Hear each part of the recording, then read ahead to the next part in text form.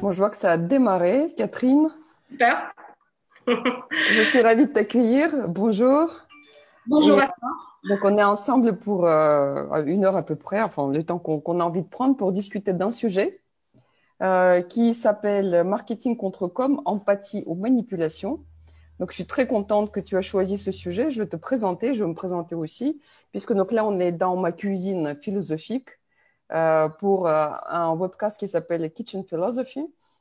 Donc, c'est organisé par SenseMakers et l'idée, c'est d'échanger sur des sujets qui sont des sujets d'actualité, mais aussi les sujets de fond. Et le sujet que tu as choisi, donc ça va bien avec ce que tu fais, ce que tu aimes, puisque donc aujourd'hui, j'accueille Catherine Montrade-Pierotti, qui a une grande carrière dans le marketing, peut-être pas dans la com, mais dans le marketing, je te laisserai commenter, puisque tu as passé plusieurs années à travailler pour des grands groupes comme Coty, Johnson, Cadbury Schweppes. Et ça fait plus de 10 ans que tu as ta propre société d'études marketing. Juste 10 ans en fait. Je fête mes 10 ans là. Oh, c'est une excellente occasion de les fêter ensemble aujourd'hui. Je suis très heureuse. Et tu as choisi ce sujet. J'ai envie de te demander tout de suite pourquoi. Pourquoi est-ce que c'est un sujet qui te tient à cœur? Pourquoi c'est un sujet qui me tient à cœur, marketing et communication entre empathie et manipulation?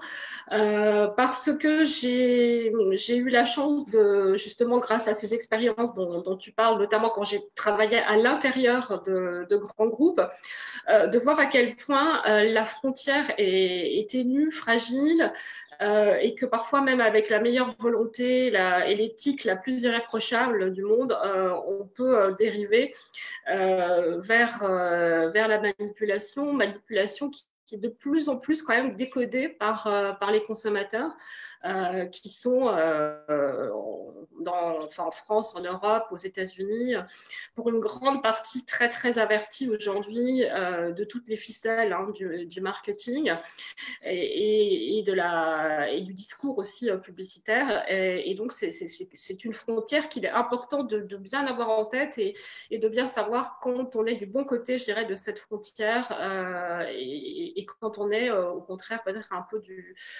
on prend des risques peut-être, surtout en cette période qui est compliquée et qui va durer quand même, d'après ce qu'on peut savoir, puisque même si aujourd'hui tout va beaucoup mieux en France, on n'est pas complètement certain du tout qu'on n'aura pas d'autres alertes, notamment peut-être que le temps redeviendra un peu plus froid. Donc, il faut surtout éviter l'opportunisme qui pourrait être de mise justement avec ce Covid. Il y a énormément de publications qui ont été faites très très très vite, notamment du monde des études d'ailleurs, sur qu'est-ce que ça va être après le Covid. Voilà. Je ne suis pas sûre que ça soit toujours très très bien perçu, ni par les annonceurs, ni par les marques, ni par les gens. Les gens Mhm. auxquels on s'adresse, nos cibles, parce que justement la période est particulièrement compliquée et incertaine, et que chacun cherche avec sa boussole à naviguer comme il peut dans cette incertitude. Alors Ouais. pourquoi j'ai choisi aussi ce sujet? C'était la première raison d'ailleurs, c'était avant la Mhm. raison du Covid, c'est parce que je suis souvent provoquée par mon fils et par des amis qui sont pas du tout dans le marketing et qui me disent mais le marketing c'est une machine à tuer le monde. Si la planète va si mal que ça aujourd'hui, notamment la dégradation bien sûr de l'environnement dont on parle beaucoup, c'est la faute du marketing. Et mon fils, donc, qui est en formation commerciale et qui a des cours de marketing, a quand même eu son professeur de marketing, c'est lui qui lui a dit ça. Donc, je ne sais pas pas comment on fait pour enseigner le marketing quand on est convaincu que le marketing, c'est une des causes majeures de tous les problèmes qu'on peut avoir aujourd'hui dans le monde. Mais en tout cas, ça m'a intriguée. Et puis, j'ai fait le pont avec des remarques d'amis donc, qui travaillent dans des secteurs très actifs, qui n'ont rien à voir avec le marketing. Ça peut être l'architecture, la promotion immobilière, enfin les deux étant d'ailleurs assez liés, qui sont des amateurs d'automobile et qui régulièrement me disent mais c'est pas possible, le marketing ça a tué la créativité en matière d'automobile et surtout en matière de design automobile. On a beaucoup de mal à trouver des choses intéressantes qui ne soient pas tout le temps ces espèces de formes SUV très fonctionnelles, un peu ovoïdes et qui se ressemblent toutes les unes, qui ressemblent toutes les unes aux autres. Et ça, c'est la faute du marketing, selon eux. Donc, j'ai commencé à réfléchir en me disant, non, c'est pas possible. Moi, j'ai passé tellement de temps dans des sociétés où j'ai vraiment adoré travailler, sur des marques pour lesquelles je m'engageais et tout le monde était engagé 10 heures par jour pour pouvoir délivrer des produits qui vraiment remplissent un usage et apportent des bénéfices divers hein, fonctionnels, psychologiques, imaginaires, symboliques, aux consommateurs qui rachetaient ces produits ou ces services dans le temps. Donc, c'est qu'ils en étaient contents. Donc, je me suis dit, c'est pas possible, je vais pas me laisser déstabiliser par toutes ces critiques. Il y a forcément du bon marketing et de la bonne com, et puis des pratiques qui sont peut-être effectivement parfois dévoyées.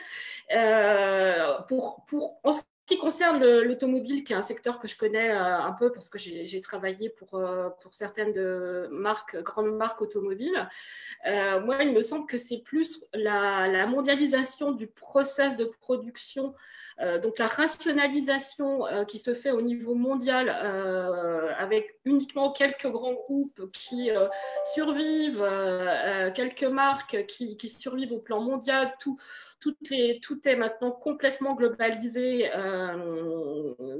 Donc, je pense qu'il y a effectivement une homogénéisation, une certaine uniformisation qui s'est faite particulièrement dans le monde automobile. Mais pour moi, c'est plus cet aspect globalisation extrême hein, des chaînes de production qui est probablement à mettre en cause. Peut-être aussi certaines formes d'études consommateurs qui sont trop globalisantes aussi, parfois. Hein, parce que parfois, on va chercher avec les études consommateurs notamment les études quantitatives. On va chercher à avoir des gros échantillons dans tous les principaux marchés du monde, l'Europe, la Chine, les États-Unis. Et on va chercher le plus petit commun dénominateur, c'est-à-dire ce qui va passer apparemment le mieux dans les tests consommateurs, mais qui n'est pas forcément le modèle avec je dirais, la personnalité, l'âme, les points de différenciation qui parfois vont être perçus dans ces études comme soi-disant polarisants et du coup évacués. Et finalement, on va arriver à quelque chose de très lisse et de très moyen. On trouve ça aussi un petit peu parfois dans le domaine des parfums, qui a aujourd'hui aussi un marché qui s'est pas mal globalisé, pas autant que l'automobile, parce que les contraintes de production sont quand même beaucoup moindres. Mais les marques aujourd'hui visent le marché chinois, le marché américain et éventuellement l'Europe avant tout. Et donc, elles vont aussi faire des tests un peu du même type, hein, des tests quantitatifs produits sur leurs parfums dans ces pays et chercher là aussi le plus petit commun dénominateur. Alors, donc là, justement, il y a des professionnels de marketing qui nous suivent aujourd'hui en ligne, puisque donc, il y a Daniel qui nous salue, Daniel Bro. Salut Daniel. Bonjour Daniel. Donc, ravi que tu es avec nous ce soir. Et donc aujourd'hui, j'entends que ce que tu dis, c'est que le marketing, il est un peu tenu comme un bouc émissaire de beaucoup de choses qui sont passées dans la société et dans la consommation notamment. Et est-ce que tu veux bien, quelque part, de déterminer ce qui s'est passé dans le marketing depuis l'origine de marketing? C'est quoi son évolution aujourd'hui? Où est-ce qu'on se trouve avec cette crise dans le monde de marketing, dans le métier de marketing? Le marketing, comme toute activité humaine, il est très évolutif par nature. Bon, il est né dans les années 50-60 aux États-Unis. Donc, à un moment où on essayait de professionnaliser la démarche commerciale globale, le marketing étant qu'un élément parmi d'autres pour les Américains, et c'est souvent encore le cas aujourd'hui, et c'est très bien d'ailleurs, un élément parmi d'autres avec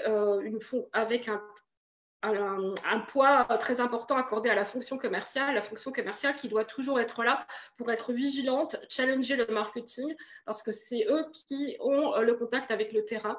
Et c'est pas le marketing, ce qui est souvent un des manques du marketing. Bon, ça, c'est pour l'origine. C'était effectivement, au-delà de faire de la publicité, de la réclame, ce qui s'est passé entre les années 30 et les années 50, c'était vraiment de structurer une réflexion au départ. Donc, c'est vraiment une réflexion stratégique poussée visant à bien cerner la notion de création de valeur et de création de valeur par l'entreprise et de création de valeur perçue par le consommateur et quelles sont les relations entre justement cette valeur objective qui est liée à l'innovation, qui est liée aux services que l'on apporte et aux caractéristiques éventuellement physiques de cette offre et comment cette offre est effectivement bien perçue par ses clients, par ses prospects.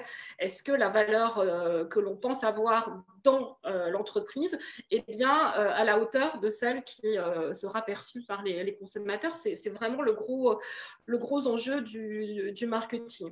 Alors, l'évolution, si tu me demandes de faire l'évolution du marketing, là, ça serait vraiment une heure en soi, donc je vais pas le faire.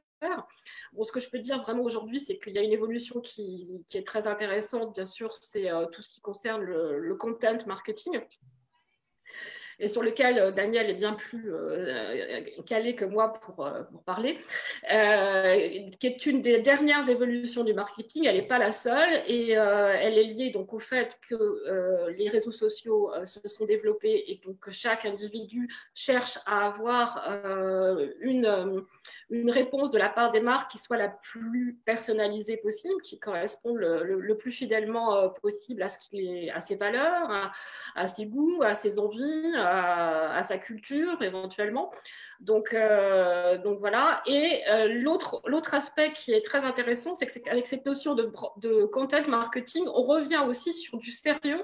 C'est-à-dire bon, ce qu'on propose aux consommateurs, c'est pas du blabla, comme je veux surtout pas me faire des ennemis dans la com parce que j'adore travailler avec les agences de publicité. Hein. C'est souvent, enfin c'est tout le temps passionnant, mais simplement, c'est vrai que le consommateur va dans cette nouvelle ère du marketing et via ce qu'il va voir sur les réseaux sociaux, sur les sites des marques, sur les offres qui peuvent lui être faites par Internet, ça va être vraiment quelque chose pour lui qui doit être construit, avoir de la substance. C'est quelque chose sur lequel il doit pouvoir aller vérifier. Il doit pouvoir faire des connexions avec d'autres choses, faire des liens. C'est vraiment le début d'une connaissance plus approfondie pour le consommateur. Moi, j'ai vu beaucoup ça avec les consommatrices chinoises sur les marques de parfums. J'ai été fascinée par le niveau de culture qu'elles pouvaient avoir sur nos grandes marques, hein, les Chanel, les Dior, les Guerlain, souvent même presque plus pointues dans le discours qu'elles avaient sur ce qu'elles savaient des histoires justement des marques et des personnes qui les avaient fondées, bien sûr, presque plus pointues parfois sur certains quartiers de Paris, même si elles n'y avaient pas été, parce que la marque leur avait donné envie d'aller fouiller, d'aller lire des livres sur la biographie de Chanel ou ce genre de choses. Donc voilà, c'est vraiment le marketing de contenu, ce qu'on appelle aussi le brand content, parce que c'est beaucoup aussi lié à la gestion de la marque, au développement de la marque. C'est vraiment pour moi l'évolution importante avant cette histoire de Covid qui va forcément aussi modifier pas mal de choses chose parce que les gens ont, pendant 2 mois, eu beaucoup de temps pour réfléchir, pour parfois aussi remettre en question un certain nombre d'idées, de comportements. Oui, merci. Donc, en effet, c'est le contenu de marque, le brand content, c'est un sujet qui est très passionnant aussi. Et donc, j'ai repéré tout à l'heure dans ce que tu disais le mot, la valeur. Donc, l'objectif du marketing, c'est d'aider la marque à créer de la valeur et la valeur perçue. Et quand on revient au sujet de notre discussion, c'est marketing contre la com. Est-ce qu'on peut chercher l'origine de la fracture entre le marketing empathique et la com manipulatoire dans cette idée de peut-être de créer de la valeur perçue basée sur quelque chose qui est illusoire, qui n'est pas vrai, qui n'existe pas, donc avec une certaine condescendance vis-à-vis du client ou du consommateur. Qu'est-ce que tu en Oui, alors il y a penses? beaucoup de choses dans ce que tu dis. Il y a condescendance qui va un petit peu, à mon avis, avec manipulation. C'est-à-dire que quand on a un vrai respect de ses clients, on va pas on va pas avoir, on va pas avoir le réflexe, j'ai envie de dire, de manipuler. C'est vrai que la manipulation, telle que j'ai pu l'observer, mais c'est pas seulement dans le monde de la communication, et d'ailleurs, c'est aussi dans le monde du marketing. Et il y a aussi de très grands communicants qui ne sont pas du tout manipulatoires. Donc, je n'oppose pas non plus de façon, tu vois, dichotomique, marketing d'un côté qui ferait un travail rigoureux, approfondi, sérieux, dans le respect des clients et des prospects, et puis de l'autre côté, la pub qui serait forcément manipulatoire. Pas du tout, hein. Pas du tout, du tout. Ça peut être un travers aussi bien des uns que des autres. Et effectivement, pour moi, c'est souvent quand même relié à ce déficit d'empathie qui est que quand on est une marque grand public, par exemple, une marque vraiment populaire qui fait sa vie, enfin qui fait son chiffre dans les hypermarchés et les supermarchés, il vaut mieux être le plus proche possible des habitudes, des modes de vie, des évolutions aussi, parce qu'il se passe plein de choses chez les gens qui ne sont pas les CSP qui habitent tous à New York. Il y a plein de choses, c'est des gens qui sont beaucoup plus créatifs que ce que peuvent penser parfois les marketeurs qui sont particulièrement en France, très concentré à l'intérieur, je dirais géographiquement, de certains quartiers ou autour de Paris. Il faut aller sur le terrain, il faut aller voir, il faut faire des études consommateurs qui permettent de prendre en compte toute cette richesse du terrain. Tout particulièrement quand on est une grande marque populaire qui doit se battre en hypermarché. En plus, dans un contexte qui était difficile pour ces marques-là, déjà bien avant le Covid. Parce que la grande distribution elle-même, en tant que mode de distribution, avait des challenges spécifiques. Et puis les marques, notamment dans l'agroalimentaire, elles-mêmes avaient aussi des difficultés parfois à percevoir certaines évolutions de leurs clients et à aller au-devant pour pouvoir évoluer positivement avec leurs clients. Donc pour cela, les études consommateurs sont vraiment indispensables, qu'elles soient Conti, Cali. Un élément très important, moi j'ai vu chez mes clients et chez mes ex-employeurs qui réussissaient très bien, c'était quand même la rigueur de l'approche quantitative au départ d'une réflexion stratégique, création de marque, création de nouveaux produits, création de nouveaux services. C'est l'analyse stratégique, c'est-à-dire avoir les chiffres clés, les bons chiffres sur les vrais comportements des gens et sur les déficits que ces gens peuvent avoir par rapport à l'offre. Un exemple, par exemple, que je cite souvent, c'est la marque Oust, sur laquelle j'ai eu la grande chance de travailler très très en amont sur le lancement avec la petite équipe marketing pub Europe US qui a lancé cette marque en Europe en 2008. L'origine, enfin l'analyse stratégique au départ, c'est une étude usage et attitude extrêmement sérieuse auprès de 2000 personnes interviewées dans chacun des grands pays européens, avec une segmentation qui nous a permis de voir qu'il y avait environ un tiers des gens qui avaient un gros déficit, même encore en 2008, par rapport à cette offre de produits, enfin de la catégorie des désodorisants, et qui était un déficit en fait lié au fait qu'ils n'aimaient pas les parfums, tout simplement, et que n'aimant pas les parfums, et ayant des problèmes d'odeur, eh bien, ils étaient très embêtés avec l'offre existante qui ne leur proposait que des choses pour parfumer un peu plus dans leur maison, alors que c'était pas du tout leur tasse de thé. Voilà, donc quand on arrive comme ça à quantifier de façon, tu vois, très robuste un déficit, bah après on s'étonne pas que derrière tout s'enclenche.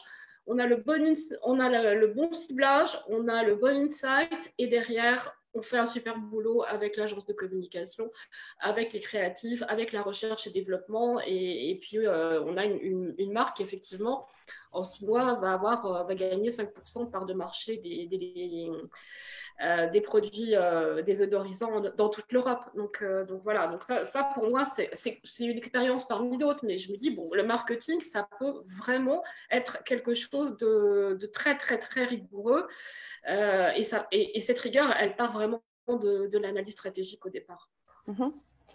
Ok, donc je vais faire l'avocat du diable. Puisque donc j'entends que ce que tu dis, c'est que la majeure partie des marketeurs de France, donc ils sont localisés autour de Neuilly-le-Valois.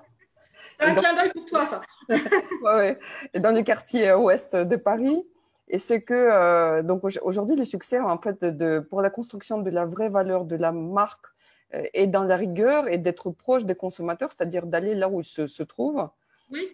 Probablement pas toujours le cas puisque on délègue quelque part cette fonction et que tu dis aussi c'est que la manipulation elle ne se fait pas d'une façon volontaire quand on compense quelque chose. Est-ce que pour toi tu penses que c'est aussi une possibilité, c'est que quand le travail d'étude préalable n'est pas fait avec la rigueur et l'empathie, avec un intérêt sincère et authentique pour les personnes pour lesquelles ces offres sont adressées, c'est que derrière, on est obligé de compenser aussi par le surplus. Donc, ça part d'une bonne intention de créativité ou d'envie de séduire les clients, de créer cette envie chez l'autre. Et ça peut prendre parfois l'allure d'une dérive. Est-ce que tu as des exemples en tête? Bon, si j'ai bien compris, tu ne voulais pas te fâcher avec les gens de com. Non, je vais faire comme tu sais, ton interviewé de la dernière fois, qui était très intéressant sur les conseils de Londres. Non, moi, je peux parler de Ous parce que c'est une vieille histoire déjà, que je l'ai vécu vraiment du début jusqu'à la fin, que voilà, ça a été justement une expérience formidable de travail d'équipe, toute petite équipe d'ailleurs, avec FCB, donc qui a beaucoup apporté aussi à ce processus. Non, si tu veux, j'aurais un petit peu de mal pour des raisons aussi, voilà, bon, j'ai pas envie de me faire des ennemis, mais par contre, je peux prendre un exemple peut-être qui n'a rien à voir avec le monde du business, mais qui est quand même un exemple intéressant, je trouve. C'est la dernière communication Greenpeace.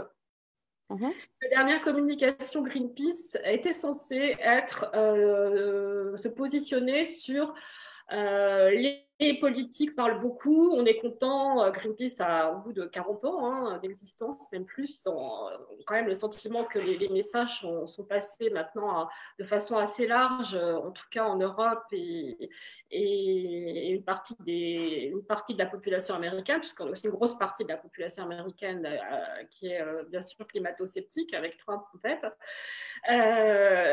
Mais donc Greenpeace qui avait envie de faire une communication, qui a transmis un brief, je pense, enfin j'étais pas du tout là quand ça s'est passé, mais je pense qu'ils ont transmis un brief à leur agence de communication qui était: il faut vraiment faire un grand coup, frapper fort pour que les gens aient conscience qu'on leur raconte toujours des histoires, du blabla, que tout ça, c'est encore trop du blabla au niveau des politiques et que les choses n'avancent pas assez parce que justement, on passe trop de temps dans les COP, dans les cénacles divers et variés, à la télévision, pour parler de ce problème, mais sans bouger.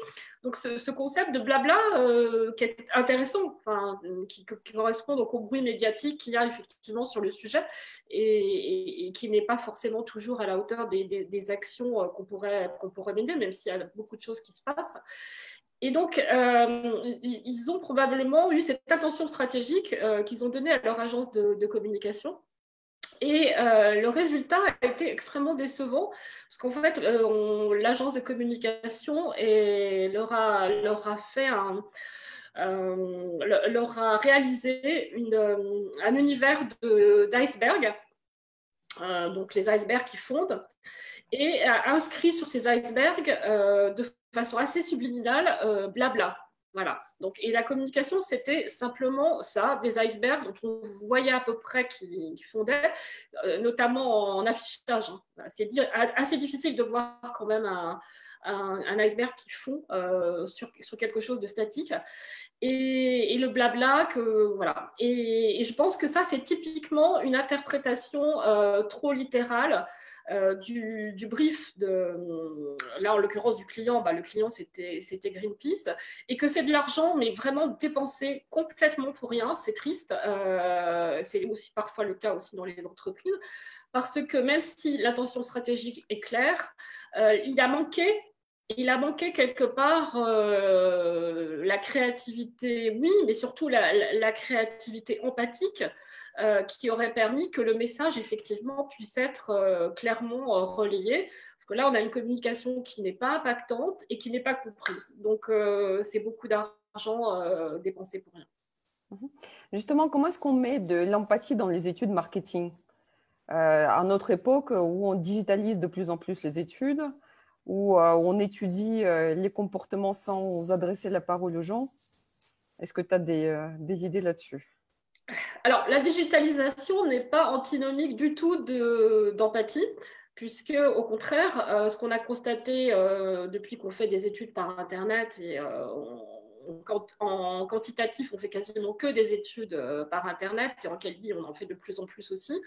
Ce qu'on a constaté, c'est que souvent, les gens se sentaient plus libres d'exprimer leur point de vue, qui prenaient même plus de temps et que le contenu était plus riche dans ce qu'ils nous racontaient sur un certain nombre de choses par Internet.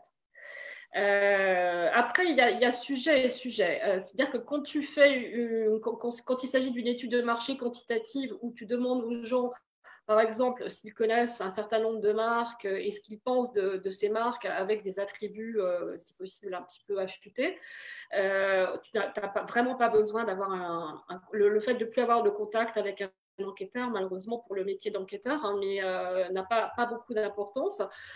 Quand tu veux vraiment comprendre, par exemple, des problématiques qui sont liées à l'argent dans le monde bancaire, sur des populations qui n'ont pas forcément tout à fait envie de parler comme ça si facilement que ça de leur patrimoine, notamment parce que ce sont des patrimoines parfois importants, il est clair que tu vas plutôt faire ça en face à face avec beaucoup de précautions, en face à face souvent à domicile, avec rendez-vous préalable, parce que sinon de toute façon ça serait même pas possible en fait d'obtenir des insights par Internet.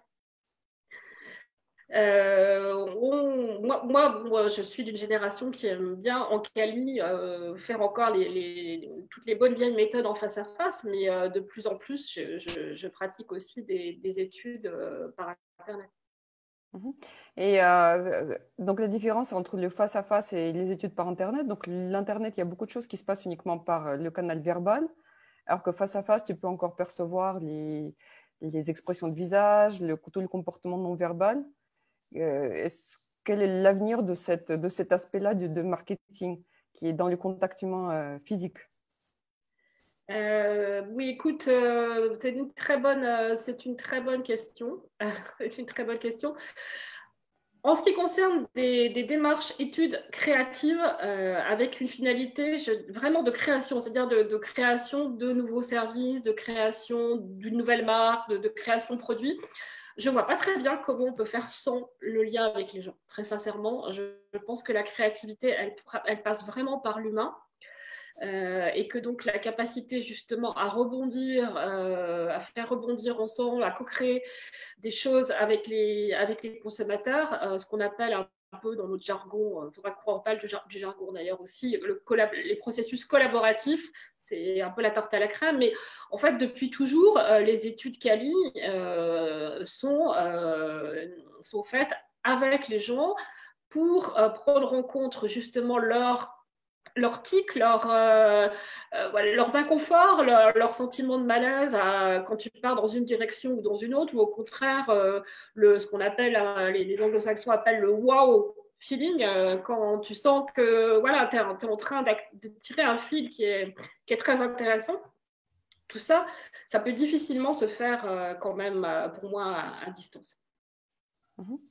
Et donc là, tu as commencé à parler de jargon.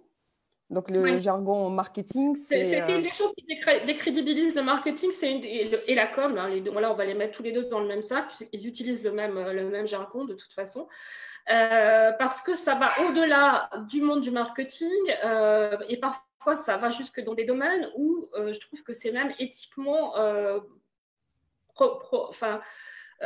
problématique. Oui, que c'est vraiment problématique d'un point de vue éthique. J'ai eu un ami donc, qui s'est retrouvé il n'y a pas très longtemps à devoir affronter un cancer très, très, très grave. Qui était vraiment pas en bonne forme, et on lui a dit d'un air très convaincu et arrogant qu'on allait lui faire un package, qu'on allait lui proposer un package, voilà, qui avait en gros le package A, le package B, un peu comme quand tu fais un test de packaging, voilà. Et autant le package pour moi c'est effectivement un terme qui fait sens dans le monde de l'entreprise, mais quand tout d'un coup comme ça, pour quelqu'un qui est dans une situation extrêmement fragile au plan humain, tu viens lui parler de package. Je trouve que voilà, c'est très choquant, et c'est pas c'est pas la seule fois où j'ai vu comme ça des débordements de ce jargon. Je pense que aujourd'hui les politiques sont trop influencés par des marketeurs communicants ou des communicants marketeurs, et qu'ils ont sont pas assez confiants, je dirais, dans leur propre savoir-faire. Moi, j'ai toujours pensé que des bons politiques, ils avaient des très très bonnes connaissances historiques, en sciences politiques, en discipline psychosociale, si possible, aussi. Et que le marketing, oui, la communication, bien sûr, pouvait être un plus, mais pas dans le cadre je dirais, mais ne doivent pas prendre le pas sur les disciplines humaines, enfin les sciences humaines qui sont le fondement de la politique. Les Et politiques aussi, on les accuse de blabla. Voilà, ils sont probablement allés aussi un petit peu trop du côté de la frontière vers la manipulation, alors que les gens sont beaucoup moins bêtes que ce qu'un certain nombre de nos politiques peuvent penser. donc en fait, moi j'entends dans ce que tu dis, donc j'interprète probablement, donc et corrige-moi si c'est le cas, c'est que quand on n'a pas de fond, donc en fait on est obligé de broder autour de ça, de faire un peu de mousse, et que c'est là, il y a ce sentiment de manipulation, de quelque chose qui est surfait, parce que dans le désir de séduire sans le fond, donc il y a cette fracture qui grandit, et notamment aussi dans le désir des marketeurs de vendre le marketing avec le jargon, donc de vouloir paraître probablement très, je sais pas, très, très, très expert, avec le jargon qui est propre au monde de marketing. Est-ce que c'est le cas d'après toi? Ou est-ce que je noircis un peu le tableau? Je pense que tu noircis un peu le tableau, mais c'est un peu moi qui t'y invité aussi. Je pense qu'en fait, c'est. Euh, je pense que c'est trop à la mode. Enfin, c'est trop à la mode. Quand je fais des réunions de groupe de consommateurs sur Paris, je dois faire très très attention au recrutement pour ne pas avoir ce qu'on appelle des consommateurs professionnels du marketing. Et c'est même pas forcément des gens qui travaillent dans une agence ou dans une direction marketing, mais simplement c'est des gens qui, par les magazines qu'ils peuvent lire, par les gens qui peuvent fréquenter sur Paris, qui est vraiment Paris en France, c'est particulier hein, par rapport à l'Allemagne, où on va avoir des entreprises qui vont être beaucoup plus décentralisées dans leur centre de réflexion stratégique marketing. Et on va se retrouver avec des gens qui vont venir avec des discours déjà préformatés. Et du coup, c'est pas très intéressant parce que nous, ce qu'on cherche, c'est effectivement les vrais insights, les choses intéressantes, nouvelles, là où les gens ont des attentes qui ne sont pas encore tout simplement satisfaites. Et si les gens parlent jargon, effectivement, c'est très compliqué. Donc, c'est pour ça que moi, j'aime bien aller aussi faire des terrains en province. Parfois, souvent, mes clients me disent ouais, mais ça va prendre du temps, c'est quand même bien plus pratique. On fait un petit tour à Paris pendant une demi-heure et puis c'est bien, quoi. Voilà, donc c'est. Il y a aussi la pression du temps hein, qui est pour les études aujourd'hui qui est assez terrible, qui est devenue assez terrible. En fait, on nous demande de faire les études en 3 jours et la synthèse en 5 minutes, tu vois. Donc ça, c'est aussi un autre. Mais bon, ça, c'est un autre sujet. Pour revenir à ton point sur le côté donc communication un peu manipulatoire par manque de fond et qui se masque derrière un jargon. Il y a des mots techniques qui sont importants. Il y a un lexique à avoir, à connaître du marketing, du brand content aujourd'hui. Voilà. Le tout, c'est de ne pas dépasser forcément le domaine des marques, de la réflexion sur les marques, et de ne pas penser que, par exemple, aussi que tous les domaines de la vie sont nécessairement comme des marques à gérer. Et c'est là où je pense qu'effectivement la dérive se fait. Parce que quand tu as face à toi quelqu'un qui a un cancer et que tu lui parles au nom d'une marque que tu vas lui vendre sous forme de package, voilà, tu vois, c'est là où il y a des choses qui sont devenues contre-productives. Hein. Je pense que je suis pas la seule à avoir à me sentir choquée moralement quoi, par ça. Bon, moi, je travaille dans un autre domaine qui travaille quand même avec les gens. Donc, dans le domaine où je discute, qui est le coaching. Et le coaching est un domaine qui est régi par les règles de déontologie et de l'éthique. Comment cette question est traitée dans le marketing, notamment dans les études? Est-ce qu'il y a une éthique d'un marketeur? Est-ce qu'elle est formalisée? Est-ce qu'il y a un organisme professionnel qui gère cette éthique? Ah, tout à fait. On a en France le Syntec, auquel adhèrent beaucoup de sociétés d'études, la plupart des sociétés d'études, et avec un code de déontologie qui est très, très, très important. Et la première règle déontologique, c'est de ne pas parler, bien sûr, du tout de ce qu'on a pu faire pour un client. Donc c'est pour ça que c'est compliqué. C'est compliqué pour les gens d'études de faire, je dirais, leur propre marketing. Parce que, sauf exception, comme le cas de Houst dont j'ai pu te parler, parce que j'ai l'accord de Johnson et que c'est aussi une vieille histoire, la première règle, c'est la confidentialité absolue.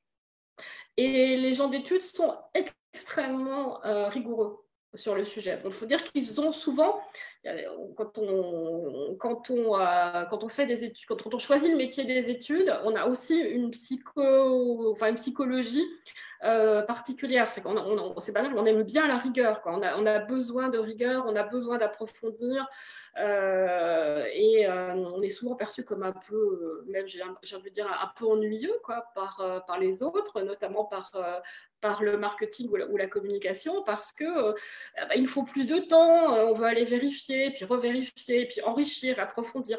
Voilà, donc ça, c'est la culture marketing. Donc la déontologie, elle est très, très, très forte dans ce métier. Elle est vraiment très forte. Je pense que c'est un des métiers, avec probablement aussi le tien, où la déontologie de la confidentialité est absolue, quoi. Si tu ne respectes pas cette déontologie, tu n'existes plus. Enfin, tu ne peux plus faire ce métier. Oui, parce que pour revenir à ce que tu disais, donc le sujet sur lequel donc, on discute aujourd'hui, c'est dans le domaine de psychologie, donc le coaching, on fait une attention très particulière sur le fait de comment on formule les questionnements, et notamment sur le fait que chacun est responsable de ses émotions. Et là, quand on rentre dans le domaine de marketing, c'est le domaine dans lequel il y a cette notion de la séduction, de susciter envie, d'acheter quelque chose que probablement les consommateurs ne connaissent pas encore, puisque c'est un produit nouveau. Donc, on rentre dans le domaine de est-ce que c'est possible de donner envie, de susciter envie, de transmettre une émotion à quelqu'un, et est-ce qu'on peut avoir les responsabilités des émotions des autres? Et là, je pense que ça part souvent d'une bonne intention, de faire du bien à quelqu'un. Donc, mais parfois, on va trop loin, et c'est probablement donc un des travers de marketing de vouloir faire trop d'impact. Donc, est-ce que tu veux bien me dire quelle est pour toi la différence entre l'impact positif de la marque qu'elle peut exercer et aussi quand est-ce que ça devient un peu too much? Donc, et là, on part dans cette dérive qui est de vouloir trop faire et commencer à manipuler. Oui, écoute, moi, je veux bien répondre à ta question, mais je vais reprendre, tu vois, encore le point sur lequel j'étais avant. À savoir que pour moi, le plus gros danger, c'est pas ce qu'on peut faire, pas ce qu'on peut développer comme stratégie de communication, comme stratégie marketing, parce que de toute façon, le marché sanctionne. Lui, à un moment donné, le marché sanctionne quelque chose qui n'a pas été construit avec suffisamment de fonds. Donc, ce qui me choque le plus, c'est quand le marketing veut absolument tout régenter et que toute cette culture de la marque qui est très sympa, et heureusement qu'on a des marques qui nous font plaisir, qui nous font rêver, qui nous apportent des solutions dans pas mal de choses de la vie, mais prétendre vouloir régenter absolument tout l'univers, tout le champ anthropologique avec le marketing de marque, je pense que c'est une erreur et que ça produit aujourd'hui vraiment des effets boomerang. Alors pour revenir à ton point précis, la marque a forcément, une marque a forcément envie de satisfaire, de faire plaisir à ses clients. Si elle a bien fait son travail d'analyse stratégique au départ, de bien savoir déjà qui sont vraiment ses clients ou ses prospects, ça c'est déjà une première chose. Ça veut dire que déjà elle a établi un lien, un dialogue avant même d'avoir créé le produit ou la communication. Elle s'est déjà mise dans les chaussures de ses clients et de ses prospects. C'est Lafley qui disait, l'ex-CEO de Procter, qui disait que dans son entreprise, il voulait que tous les marketeurs soient aussi humbles que son père, dont il était toujours très fier, il en parlait toujours avec beaucoup de fierté, qui était représentant de commerce et qui avait donc un portefeuille de clients et allait voir dans sa région du centre, là, dans le Midwest américain, qui allait voir ses clients parfois avant le repas familial et même parfois après le repas familial. Alors, bien sûr, l'image est un peu une image d'Épinal, mais ça a eu beaucoup de conséquences pratiques sur la façon de faire du marketing chez Procter depuis une quinzaine d'années, puisqu'effectivement, non seulement Procter fait pas mal d'études et de belles études, mais il a été demandé aussi à pas mal de cadres, pas seulement marketing, commerciaux notamment, de régulièrement aller partager des moments de la vie de leurs clients. hein. Donc sur les jus de fruits qui avaient été lancés à une époque par Procter, il y a eu comme ça des petits déjeuners chez l'habitant avec des cadres de Procter qui arrivaient à 7 heures du matin, pas trop costume cravate quand même forcément pour partager un petit déjeuner avec des clients ou de l'entreprise et échanger autour des produits qui étaient consommés, du pourquoi et du comment de l'utilisation de leurs produits et de ceux de la concurrence, bien sûr. Donc, on revient à la proximité à laquelle tu faisais référence tout à l'heure. Ouais. Okay. Est-ce que, et aujourd'hui, toi, ta perception dans le domaine des études marketing, donc qui nécessitent rigueur et où démarre quelque part toute la réussite de ce qui se passe derrière en termes de la stratégie de la marque, est-ce qu'aujourd'hui, il y a une évolution? Est-ce qu'on donne toujours la place aux études qu'elles méritent ou est-ce que c'est plus, c'est moins? Dans ce domaine dans lequel on a un nouveau terme qui va peut-être, qui remplace peut-être le marketing, qui est l'innovation ou aussi la disruption, quelle est la place aujourd'hui pour les études?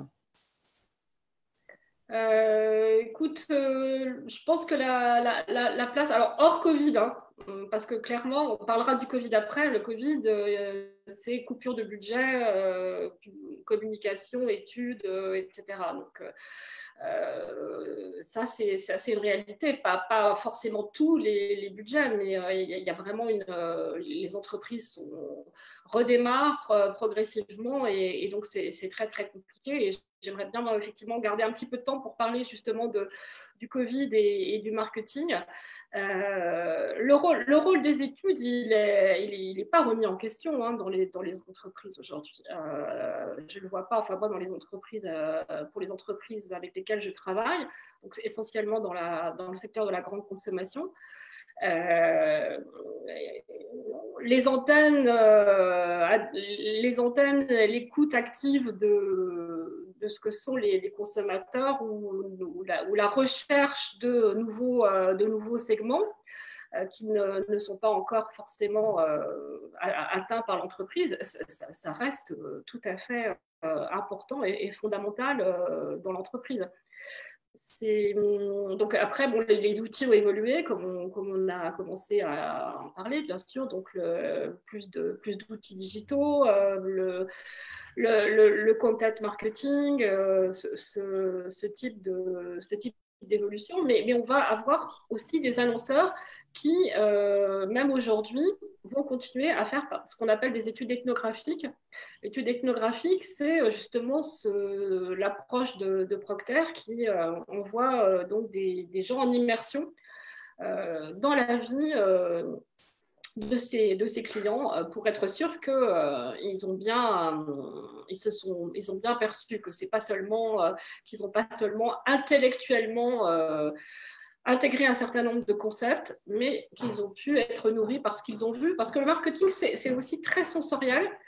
Et tous ces éléments sensoriels qui vont apporter de la séduction et qui vont aider à convaincre le consommateur, tous ces éléments sensoriels, pour les capter, effectivement, mieux vaut être le plus près du produit, du lieu de vente, des consommateurs.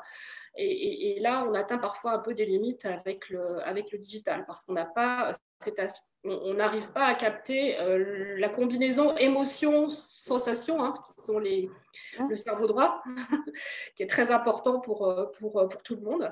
Et on est peut-être un peu trop, du coup, cerveau gauche et intellectualisation et conceptualisation, et on perd ces éléments qui sont fondamentaux pour séduire justement le consommateur.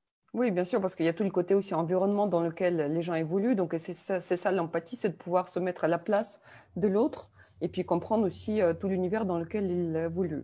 Voilà. Et empathie, ça ne veut pas dire sympathie. Ça ne veut pas dire qu'on est pote ou qu'on est complaisant. D'ailleurs, là aussi, mais ça ne marcherait pas sur le marché. Ça ne veut pas dire qu'on n'est pas exigeant. J'ai eu un collègue pendant très longtemps, au début où je commençais le métier des études, qui travaillait pour le secteur de la bière et qui détestait la bière. Mais il détestait, enfin, en tant que produit. Il avait aucun préjugé psychologique ou moral. Il avait absolument pas ce genre de choses. Par contre, lui, le produit, c'est vraiment un produit. Il ne fallait surtout pas lui proposer un verre de bière. Et il était excellent dans l'analyse du marché, dans les études qu'il a pu mener pour une marque fameuse de bière. Il avait les bonnes intuitions, mais justement parce que il se donnait les moyens d'aller voir exactement comment ça se passait, comprendre notamment pourquoi les femmes sont tellement réticentes à cette boisson. Et d'ailleurs, depuis, il y a pas mal de choses enfin, c'est un marché qui est devenu très, très innovant depuis 10 ans, le marché de la bière, et qui est un peu plus en prise avec les sensibilités féminines. Ça reste très masculin, mais il y a un certain nombre de lancements qui ont réussi à atteindre la population féminine. Merci Catherine. Et donc là, tu voulais parler du Covid. Qu'est-ce que le Covid change dans tout ça, dans cet univers, dans ce monde? Alors pour moi, le Covid, c'est gros risque. Gros risque marketing. Vraiment, si j'ai un message à donner, c'est aux marques, faites très, très, très attention parce que ça ne sera plus comme avant, probablement.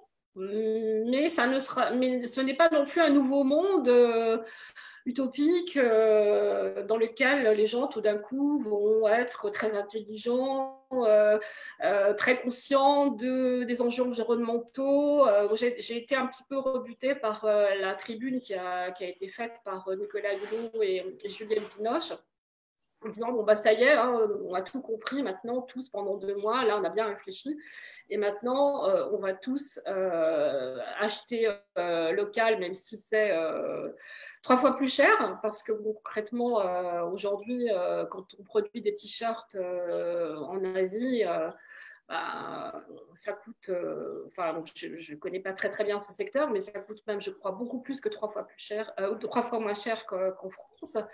Donc là, il y a une espèce de naïveté qui peut être dangereuse. Et donc, moi, mon message, c'est vraiment attention. Et là, justement, l'empathie va être très importante parce que l'empathie, c'est le ton juste. C'est la capacité à avoir compris mes problèmes. Mes problèmes, ça va quand même être beaucoup des problèmes pour les grandes marques populaires, pour lesquelles j'aime vraiment bien travailler. Ça va être des problèmes de pouvoir d'achat, avant tout.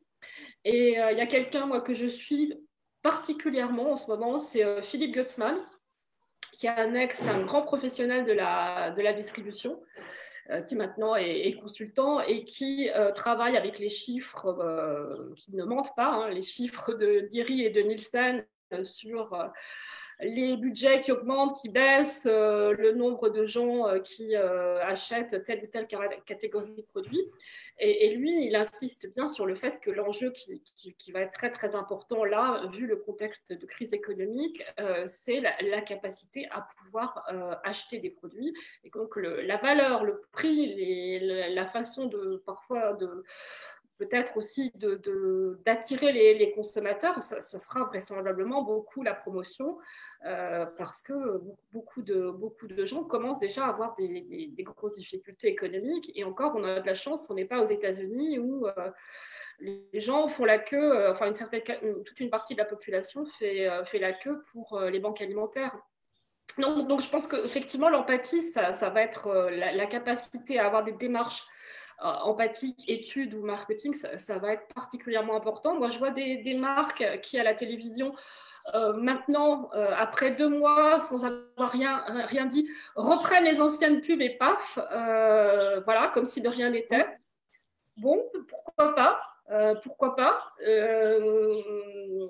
je vais voir avec les études que je vais faire dans les mois qui viennent comment ça résonne, hein, avec des gens qui peut-être qu'effectivement qui n'auront pas été très atteints parfois par ces 2 mois de confinement, mais d'autres peut-être qui eux auront réfléchi, qui auront redécouvert des choses importantes pour eux comme les relations relation avec la famille et les amis, pas seulement à toute vitesse, comme on avait tendance un petit peu à le faire, parce qu'on est dans un système qui est extrêmement on parlait d'accélération, on parle toujours d'accélération d'ailleurs, et c'est vrai que dans le monde des études, si tu me demandes quel est le changement majeur que j'ai pu voir dans les 4 ou 5 dernières années, c'est la vitesse, c'est toujours plus vite, toujours plus vite. Est-ce qu'on ne va pas un petit peu réfléchir quand on va toujours plus vite, à un moment donné, on n'a plus le temps de réfléchir vraiment, et ça génère des approches très superficielles. C'est même pas la volonté de manipuler qui que ce soit, c'est simplement le fait qu'on va tellement vite que ça devient superficiel. Et moi, j'espère que, au contraire, les marques vont avoir la capacité de réapprofondir un petit peu leurs fondamentaux pour être en phase. Il y a une communication que j'aime beaucoup depuis la fin du confinement. C'est la communication de Leclerc on va bloquer pour vous 13 600 prix de produits. C'est une communication qui est pour moi complètement juste dans sa recherche d'empathie, puisqu'on voit des scènes de vie du côté assez sympa qu'il y a eu finalement dans le confinement et drôle. Donc là, on voit une jeune femme qui est cadre, et il y a son fils derrière qui hurle avec un costume d'Indien, et elle est en conf call avec son boss, et elle oublie de fermer la caméra à un moment donné. On voit quelqu'un qui fait du sport coincé entre sa table de cuisine et puis son évier de cuisine avec un petit rayon de soleil quand même qui passe par la fenêtre. Et puis donc le message qui dit oui, vous avez fait des efforts, ça n'a pas été facile, et on a pensé à vous, et qu'est-ce qu'on vous propose? Quelque chose de très simple. On n'est pas du tout dans la surenchère, on est complètement dans l'ADN aussi de Leclerc. C'est des prix bloqués sur, je crois que c'est 13 600, j'ai pas une très bonne mémoire parfois des chiffres, enfin plus de 12 000 produits Leclerc. Ça, je dis, ça c'est nickel. C'est vraiment une démarche de marque. Tu me parlais de marque résiliente, de marque résiliente dans ce contexte-là. Un autre exemple de résilience très fort et très très précoce, puisque c'était même avant le confinement, c'est quand LVMH s'est mis à fabriquer du gel hydroalcoolique. C'était même avant le confinement, mais je crois que c'est 2 ou 3 semaines avant. On commençait déjà à avoir un peu peur. Dans les pharmacies, on demandait du gel hydroalcoolique, et déjà il y en avait plus. Et ça a été très très très vite. C'est-à-dire que la résilience, ça va être vraiment dans l'action aussi. Ça va être vraiment dans la capacité à agir, à s'engager pour rendre un vrai service aux gens. Et comment est-ce que justement on peut mesurer aujourd'hui le taux de résilience d'une marque? Est-ce qu'elle est capable de résister à des chocs? Est-ce que la marque est capable de se remettre debout s'il a été un petit peu secoué dans la crise? Est-ce qu'aujourd'hui il y a des études qui existent comme ça, ou est-ce qu'il faudrait les inventer?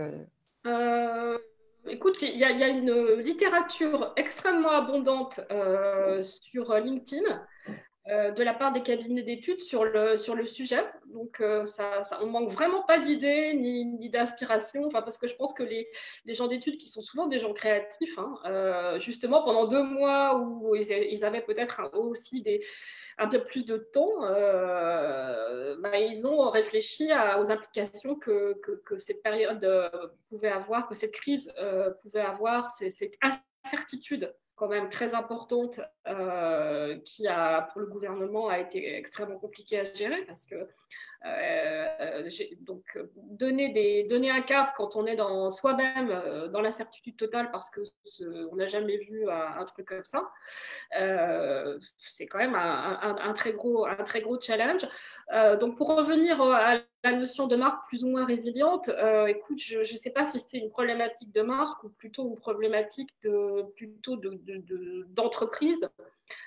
D'entreprises qui avaient malheureusement, tu vois, déjà plus ou moins qui s'était déjà plus ou moins fragilisé avant le Covid, et le Covid qui va être un accélérateur des entreprises qui s'étaient déjà avant le Covid déconnectées justement de leur marché. Oui, auquel on peut Ça justement arrive, reprendre. ça arrive plus vite qu'on ne pense parce que les gens, on dit où ils évoluent, oui, ils évoluent, mais ils ont aussi des changements par rupture. Ils ont des espèces il y a des seuils parfois qui se produisent, des effets de seuil, et on se retrouve avec des gens en tant que consultant. Ça m'est arrivé plusieurs fois, mais je ne citerai aucun exemple. Je comprends plus mes clientes. Je comprends plus mes clientes. Une enseigne qui travaille plutôt dans l'univers féminin, est presque fâchée, quoi. Pourtant, je les aime, mes clientes, sincèrement. Et là, je comprends pas pourquoi telle collection n'a pas marché aussi bien que ce que j'avais pensé qu'elle pourrait produire. J'ai aussi eu un cas identique dans le monde de l'édition. À un moment donné, effectivement, il est important de retrouver le lien, et peut-être que les cibles, comme on dit dans notre vocabulaire marketing, peut-être que les cibles ne sont plus les mêmes, mais en tout cas, il faut vraiment aller développer ces antennes euh, dans ces moments qui sont compliqués. Il faut l'avoir fait si possible avant, et puis bien sûr pendant. J'ai aussi entendu des clients qui m'ont dit profiter de ce moment pour mutualiser les connaissances, ce qu'ils ne faisaient pas forcément avant. Enfin, par exemple, entre un pays, une filiale et une autre filiale en Europe, dans le monde, prendre du temps pour partager des études, et puis en discuter, des études faites bien avant la crise du Covid, parce que justement, pendant le confinement, il y avait eu un certain nombre de projets qui n'avaient pas pu se faire. Et du coup, des nouveaux insights qui sont apparus et qui sont très prometteurs pour les aider à élaborer leur stratégie dans les mois qui viennent. Capacité, tu vois, à prendre un peu de temps. Je sais bien qu'il faut aller vite, que c'est un critère de performance essentiel dans le monde actuel, d'aller vite, mais on est probablement allé un peu trop loin. Et pour pouvoir faire un bon travail marketing et études marketing, bah, on a besoin un petit peu de temps pour réfléchir. Tout à fait. Et puis, il ne faut pas confondre les vitesses et la précipitation. Donc là, je rappelle aux gens qui nous regardent que vous pouvez poser des questions dans le chat, puisqu'on arrive presque à la fin de cette discussion. Oui, je voulais ajouter que c'est que dans les tests de la résilience des entreprises, on va retrouver également la notion de l'empathie, puisque donc on va retrouver la notion de l'empathie dans le leadership, on va la retrouver dans la façon comment sont gérées les relations et les équipes, donc qui augmente aussi la résilience des entreprises, et aussi cette empathie qu'on va retrouver dans les stratégies, justement d'être proche de ces marchés, d'être proche de ses clients. Et en effet, donc la résilience est très, très, très connectée de l'empathie, qu'on va retrouver partout dans tous les aspects organisationnels. Et d'ailleurs, qui vont servir à quelque chose aujourd'hui. Donc, il y a un nouveau terme qui avait été introduit dans le monde de la psychologie des organisations qui s'appelle Health Span. Donc, c'est en français, je ne sais pas si on peut le traduire par le terme longévité. Mais en fait, health span, ça veut dire c'est tu vis longtemps et tu es en bonne santé. Voilà, pour dire que c'est pas l'objectif, c'est de vivre longtemps, mais c'est aussi de conserver, de ne pas être sénile. Donc, c'est un terme aujourd'hui qui migre du domaine de la santé vers le monde des entreprises. Et donc, je pense aussi qu'on peut l'appliquer au monde du marketing des produits et des marques. C'est-à-dire, c'est un bon produit, c'est le produit qui crée de la valeur pour les clients longtemps et qui résiste aussi au choc et qui reste proche de ses clients. Et comme on arrive à la fin de cette discussion, Catherine, donc, tu as commencé par le fait que tu racontais cette aventure de ton fils qui avait suivi les cours de marketing. Donc, je relate pour ceux qui nous ont rejoints un petit peu plus tard. Et son prof de marketing lui a dit, donc en fait, le marketing, c'est pas terrible parce que c'est ultra manipulatoire. Toi, Pire que si tu es… ça, excuse-moi, mais c'est pire que ça. Il m'a dit, écoute, texto, le marketing est destructeur pour le monde et la société. Alors, donc, le marketing qui est un bouc émissaire des problèmes qu'on a dans le monde. Aujourd'hui, si toi, tu te retrouves à enseigner le marketing, parce que je sais en plus que tu le fais, si tu te retrouvais à enseigner le marketing pour les jeunes qui veulent aller dans ce domaine-là, quels sont des conseils que tu leur donnerais pour faire du bon marketing empathique, tourné vers les clients et qui est générateur de la valeur? Écoute, c'est difficile j'aurais vraiment beaucoup de conseils à leur donner, donc c'est un peu difficile pour moi de te répondre. C'est une question que tu as lue de quelqu'un, parce qu'effectivement, il y a vraiment, vraiment beaucoup de choses. Moi, j'interviens donc à Cergy-Pontoise dans un master 2 marketing des produits cosmétiques, marketing international des produits cosmétiques. C'est un partenariat très intéressant entre l'Université de Cergy-Pontoise, l'ESSEC et l'ISIPCA. Et j'ai des gens passionnés, passionnants. C'est un vrai plaisir d'animer cette formation avec 40 étudiants. Bon, je dirais que ce qui va déjà là, pour le coup, c'est vraiment de l'empathie parce que les étudiantes, il y a quand même assez peu d'étudiants qui ne soient pas des femmes. Et là, bon, il y a une vraie passion, quoi. Il y a une vraie passion du métier et on sent que ça va donner des profils qui vont être extrêmement intéressants, créatifs, challengeants et empathiques en même temps. Merci Catherine, merci d'avoir passé cette heure passionnante avec moi et de l'avoir partagée avec tous les gens qui nous ont suivis sur les réseaux sociaux. Écoute, je te souhaite beaucoup de plaisir dans ton métier, beaucoup de passion, continuer à l'exercer et puis beaucoup d'empathie autour de toi pour que ça se passe bien. Merci encore et merci de nous avoir suivis ce soir. Au revoir. Au revoir.